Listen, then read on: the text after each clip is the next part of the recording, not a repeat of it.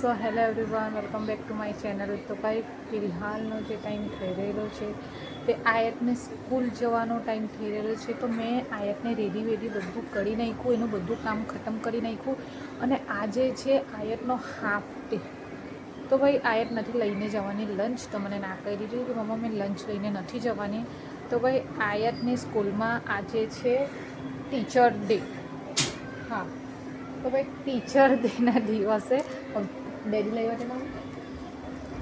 આયતે કીધું એના પપ્પાને કે મને એક ડેરી મિલ્ક લાવીને આપો ટીચરને આપવા માટે. અફઝલ આ લઈ આવ્યા 100 રૂપિયાવાળી. તું ગાંડા થઈ ગયેલા છે, ટીચરને 100 વાળી. મીન્સ કે ટીચર ચલો ગુરુ હોય, પણ ટીચર બચ્ચાઓને નાના બચ્ચાઓનું શું. તો આયત આપશે કેટલા વાળી? 10. બસ. અને આ ખાસું हम लोग दोनों 50-50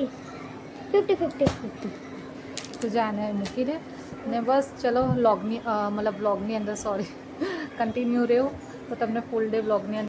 તો ભાઈ આયતનો જવાનો ટાઈમ થઈ ગયેલો છે ને મેં કેવું છું જલ્દી રેડી થઈ જાય, તો એ ઇરિટેટ થઈ રહેલી છે. તો મારા પર ગુસ્સો કર્યો તો મેં એને પનિશમેન્ટ આપી કે ચાલ હવે તું ઝાડુ લગાવ ઘરમાં. હાલાકી મેં ઘરનું કામ કરી નાખેલું છે, પણ ખાલી એમમાં જઈને પરેશાન કરવા માટે. પછી ભાઈ બહુ ખતરનાક વાલી વરસાદ પડી રહેલી હતી સાંજે. તો આયત પણ આવી ગયેલી હતી એટલી વાર સ્કૂલથી.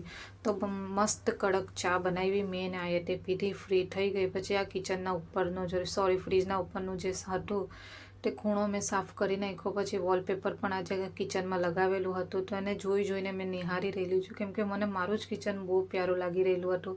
પછી ભાઈ મસ્ત કડક ભૂખ લાગી સાંજના ટાઈમે, તો મેં જરીક નાસ્તો એવો કર્યું ને અફઝલને બનાવીને આપેલી હતી. ભાઈ આજે નિહારી જે અફઝલ અને આયતને ખાવાનું બહુ મન હતું. તો બસ હવે તમારા સાથે કાલે